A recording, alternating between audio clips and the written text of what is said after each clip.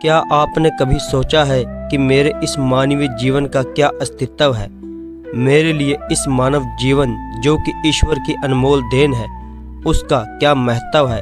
क्या आपने कभी अपने आप को गहराइयों से जानने का, समझने का प्रयास किया है? मानवीय तौर पर कहा जाए तो हम इस जीवन को सिर्फ अपनी ज़रूरतों को पूरा करते करते व्यतीत कर देते हैं। एक मनुष्य के लिए उसकी ज़रूरत क्या है? रोटी, कपड़ा और मकान, यही नहीं पर यह असल सत्य है।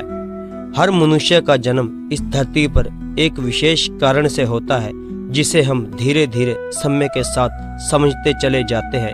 कई लोग अपने इस मानवीय जीवन के सत्य को समझ नहीं पाते क्योंकि वे हमेशा नकारात्मक सोच ही रखते हैं।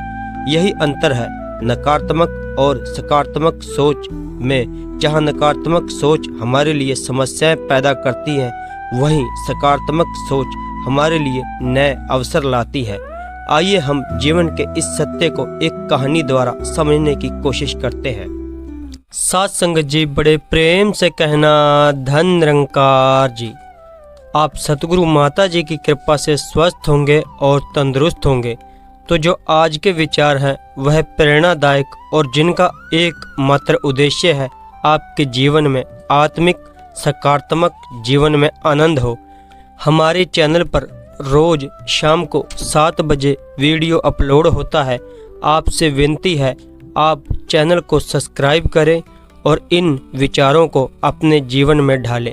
सत्संग जी, बड़े प्रेम से कहना धन निरंकार जी। तो सत्संग जी, जो आज की कहानी है उसका शीर्षक है सबसे बड़ा गरीब कौन। तो आइए करते हैं कहानी की शुरुआत। एक महात्मा भ्रमण करते हुए नगर में से जा रहे थे। मार्ग में उन्हें 1 रुपया मिला। महात्मा तो विरक्त और संतोषी व्यक्ति थे। वे भला उस रुपये का क्या करते? अतः उन्होंने किसी दरिद्र को यह रुपया देने का विचार किया। कई दिन तक वे तलाश करते रहे, लेकिन उन्हें कोई भी दरिद्र नहीं मिला। एक दिन उन्होंने देखा कि एक राजा अपनी सेना सहित दूसरे राज्य पर चढ़ाई करने जा रहा है। साधु ने वह रुपया राजा के ऊपर फेंक दिया। इस पर राजा को नाराजगी हुई और वह आश्चर्य भी, क्योंकि रुपया एक साधु ने फेंका था, इसलिए उसने साधु से ऐसा करने का कारण पूछा।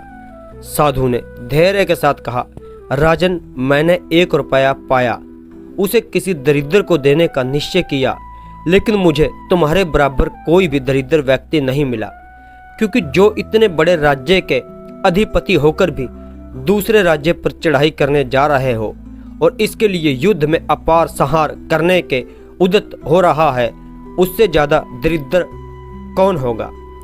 क्योंकि तुम्हारे पास इतना धन है, इतनी तुम्हारे पास सैनिक है, और फिर भी तुम दूसरे राज्य को हड़पने की सोच रहे हो।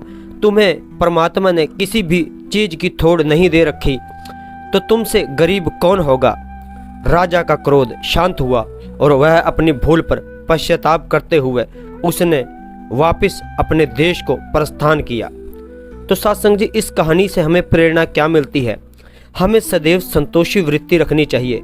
संतोषी व्यक्ति को अपने पास जो साधन होते हैं वही पर्याप्त लगते हैं, उसे और अधिक भूख नहीं सताती। क्योंकि सत्संग जी, आप सभी को पता है, भाग्यशाली वो नहीं होते जिनके पास सब कुछ है। भाग्यशाली वो नहीं होते जिनके पास सब कुछ है, बल्कि भाग्यशाली वो होते हैं जिन्हें जो कुछ भी मिलता है वह उसे ही अच्छा बना लेते हैं।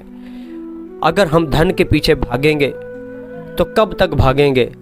और जो ये परमात्मा ने दिया है, हमें इसके बीच ही सब्र करना चाहिए और अपनी मेहनत निरंतर रखनी चाहिए, और हमें जो मिला है उसी में ही अपना गुजारा करना चाहिए, ना किसी का हक दबाना चाहिए।